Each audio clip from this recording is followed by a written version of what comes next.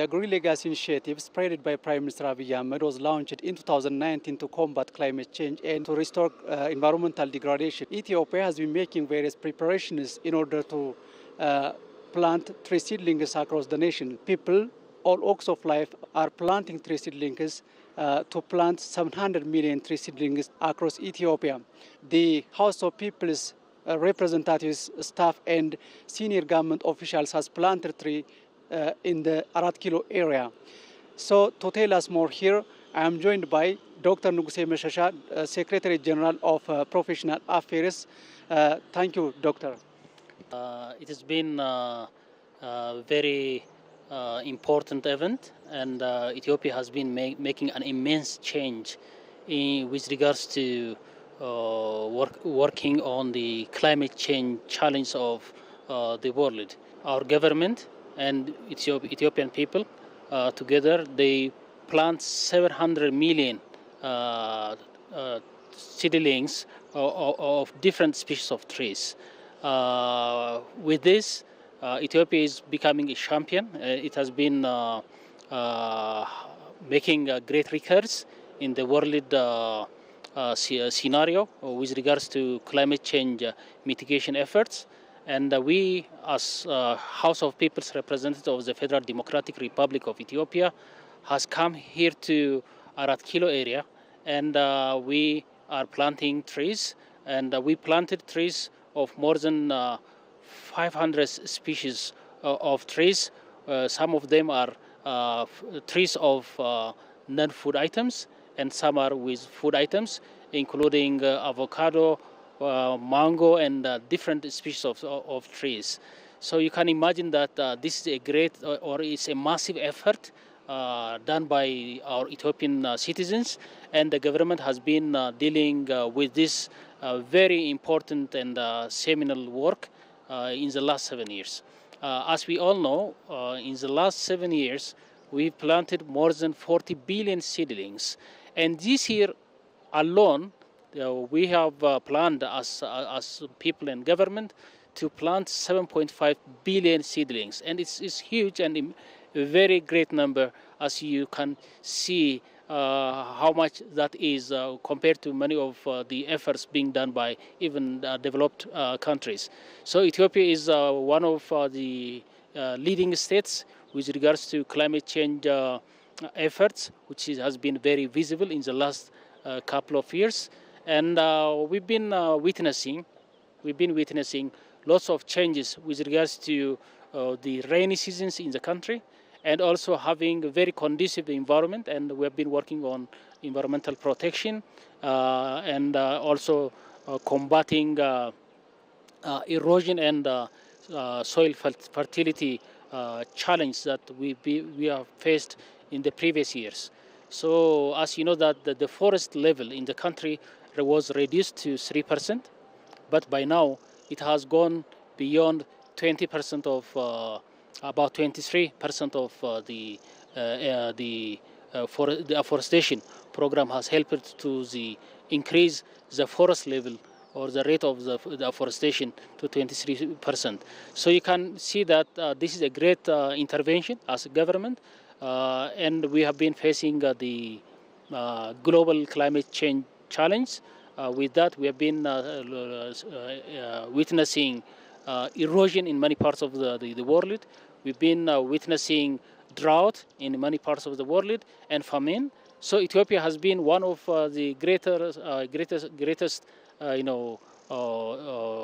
actions. Well, it has done one of the greatest efforts in addressing those challenges as a country, and also is one of the model activity in Africa, and also can be taken as a world level or world scale.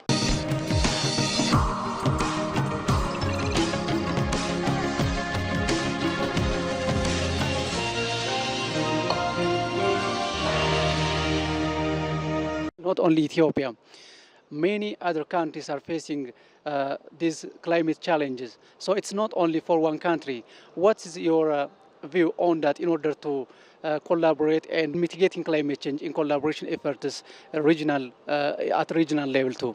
As we can easily figure out how the world has been being challenged today with climate change and global warming, the sea level and the rise of ocean has been much observed in many parts of the world.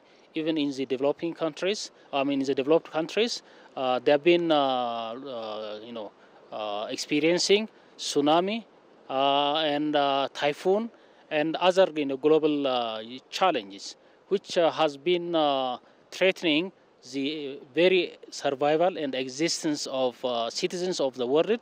So all countries should give keen emphasis, keen attention for addressing climate change issues. This can be addressed mainly with afforestation efforts. So our country's effort and the efforts championed by Dr. Abiy Ahmed, the Prime Minister of Ethiopia, has been very seminal, and it has been a very exemplary work. So this has to be done by all countries of the world, and this effort has to be supported by the international organizations, including the UN, the African Union, and it has to be supported by many of the organizations and countries of the world, because this is something, a threat to the very survival of human beings, so it cannot be left for one. So the Ethiopian government's effort has to be supported by the rest of governments in the world and by all international organizations which have keen interest to work with regards to mitigating climate change and the rise of the world temperature. As you know, that the world temperature has been climbing up. So if it continues to climb up, you can imagine that we observe flooding everywhere. We see torrential rain in many parts of the world, and that can erode the lives of citizens and erodes the soil, and the soil fertility will decline. If the soil fertility will decline, you can imagine that productivity will substantially decline. So that would also have its effect on the food sovereignty and the food sufficiency of countries. So this is a great effort, and it helps for the sustainable development of countries and the sustainable development of the world economy. So all those who work on the world economy's sustainability, and as we all know, we have embarked the sustainable development goals, and one of the efforts is to protect the environment. So to protect the environment, you cannot imagine protecting the environment without making planting trees and planting seedlings which have got much environmental effects. So this is a very great effort for countries of the world.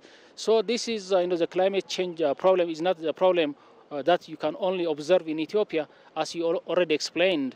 It's observed in all parts of the world. So we need to work harder on that one to make our Mother Earth the safe haven for the humanity and for citizens of the world.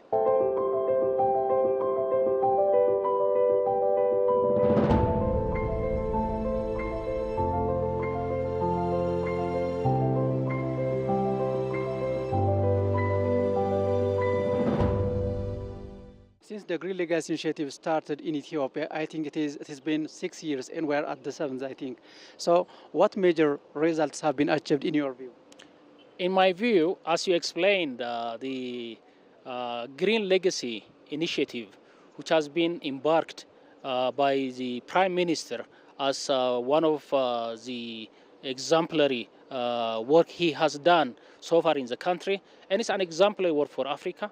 And as you last time witnessed, Ethiopia has not been limited to its own territorial boundary, and it has been reaching out to the Horn area, to the greater region of the Horn, the East African region, and we have contributed millions of seedlings in Djibouti and in other countries of the region. So this effort is very, very magnificent. So we need to work on that one.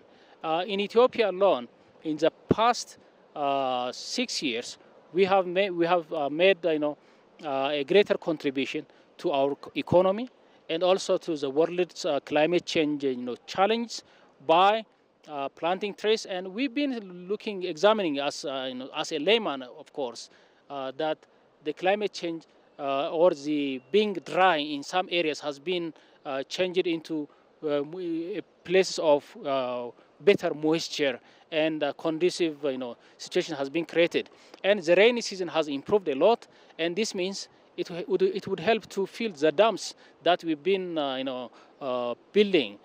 For example, you can take the Grand Renaissance Dam, and the dam has been filled without any significant change in the volume of water that drains or flows to the downstream countries, including Sudan or Egypt. So this is one of the very important work which has been taken as the contribution of the planting efforts of our government and the people. The other is, for example, in Ethiopia, the productivity has been increasing today. As we all know, today, this year alone, Ethiopia has made more than 1.2 billion quintals of productions. So this has been a very great, improvement. It's a very great record which has not been observed. Before 2 years, it was only 800 million quintals of production which has been collected. So this has got direct and indirect relation with climate change efforts.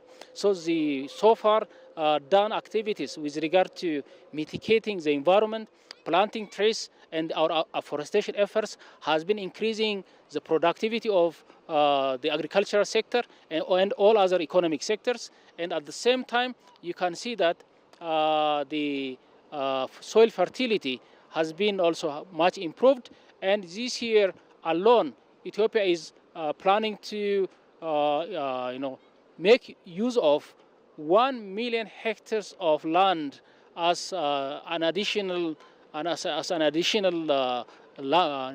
resource, land resource to be used for agriculture. So this goes along with the climate combating efforts of our government and the people. So we have been championing and getting substantial improvement and change, and our economy, as you know, that is growing to a greater level, where we have become one of the best wheat producing country, and one of the best producing or the highest producing country in Africa.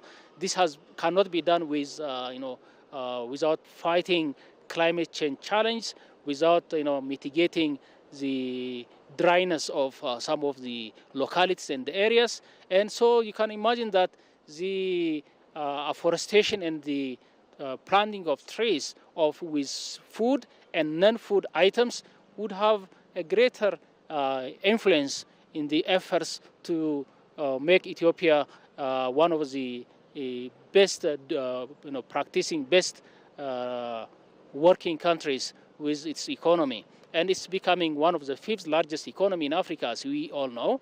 And so that would not be sufficient. So the effort that we do with regard to combating climate change,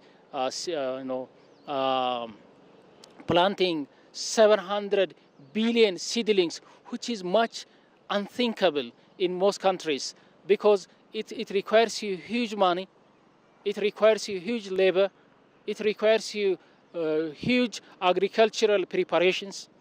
So this cannot be imagined in many of the countries in the world, but Ethiopia has made it viable, and this has been very practical. And you can see that the previous year seedlings have been observed that they are being becoming trees and yielding their fruits. For example, in some areas, fruit item trees have been yielding so many of their resources, and has become one of the income generating resources for the country. For example, bee keeping in Ethiopia has been very much improved, and as you know, that Ethiopia is the leading country in exporting honey or in honey production. So this has been also being scaled up and has increased a lot and to a greater level. So this and other things would demonstrate that the green legacy efforts of our country and our government has been bringing or has brought a tremendous change in the country's economy, also in the environmental protection efforts. the green legacy, how it serves as a unifying factor for development? Actually, in Ethiopia, there is a practice of debo. Debo means working together and bringing local change, population changes, supporting each other. So supporting and working together has been the common features, or has been the most common characteristics of our population and the culture of the society. So in this regard, that has not been much sufficient, but the government has been mobilizing the public, the people, and the people has been very willing, Ethiopian people has been willing to contribute towards the development efforts of the country. One of the examples that would demonstrate Ethiopians are working together and bringing their own development by their own efforts is the Green Legacy Initiative. How can you imagine to plant 700 billion seedlings in a single day? How can you imagine that last year we planted 600 million seedlings in a single day, and we made it practical?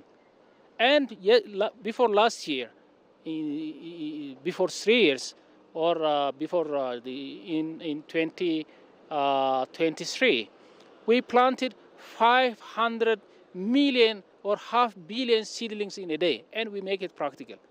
We made it practical without paying much for its practicality.